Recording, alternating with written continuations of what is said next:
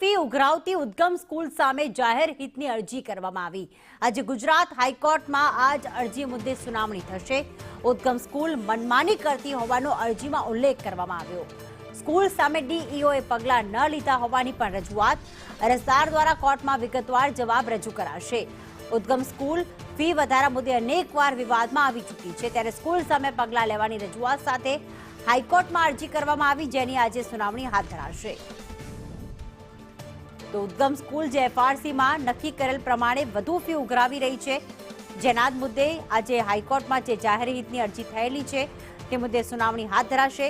સાથે આ જાહેર હિતની અરજીમાં એ બાબતનો પણ ઉલ્લેખ છે કે ડીઈઓને રજૂઆત કરવા છતાં પણ કોઈ જ પગલાં લેવામાં ન આવ્યા।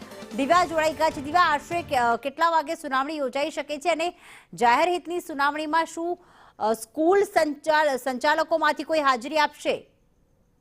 પ્રીતિ, આજે ગુજરાત હાઈકોર્ટમાં ઉદ્ગમ સ્કૂલના ચાલતા વિવાદને લઈને જે ફી વધારાને લઈને ડીઈઓમાં પણ રજૂઆત કરવામાં આવી હતી, તેમ છતાં તેનું નિરાકરણ આવ્યું નહોતું અને જે અંતર્ગત તમામ જે નિયમોનું પાલન નહોતું થતું, તેના કારણે ગુજરાત હાઈકોર્ટમાં જાહેર હિતની અરજી કરવામાં આવી છે, જેમાં અરજદાર તરફથી આજે રજૂઆત કરવામાં આવશે અને ગુજરાત હાઈકોર્ટ મહત્વનું છે કે સરકારને પણ આ બાબતને લઈને ખુલાસો માંગી શકે તેવી શક્યતાઓ સેવાઈ રહી છે।